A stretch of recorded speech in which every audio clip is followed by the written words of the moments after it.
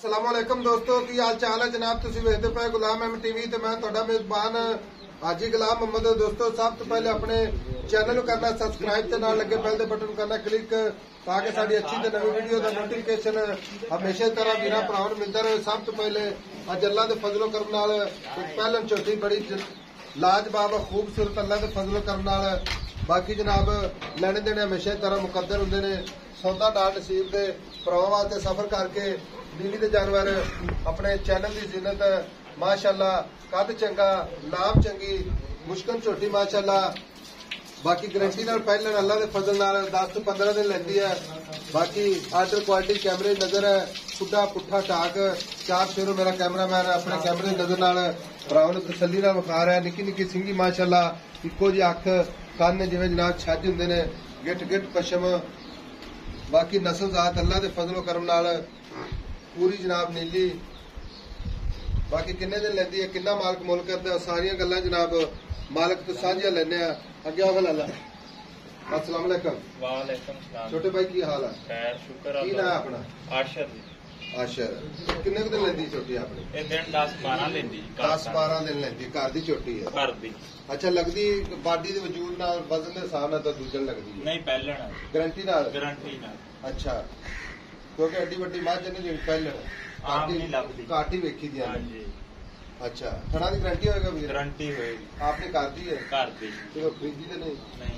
अच्छा जे कोई मेरा वीर भरा अपने सौदा हो जाता इसी तरह ले जाना चाहे तो आपने अगले घर तक गारंटी? घर तक गारंटी जाके सू के 4 दिन चो लवे 10 दिन चो लवे। अच्छा ठीक है जे ना चंगी लगे आ खला लवे पैसे अपने ले जान का किराया साडा इन्नी गारंटी है।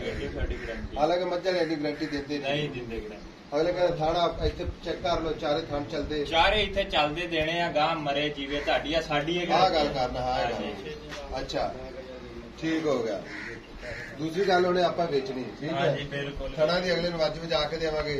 अगर कोई वीर भरा इस गल डर तो आके भी यार झोटी जी है लैनी लेकिन सुई जानी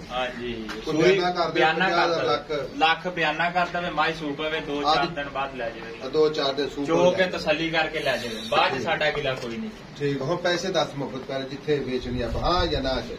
माई दा फाइनल जी गल है जेडी 7 लाख रुपया मंगदे 7 लाख मंगदा है बेचनी आप कितने?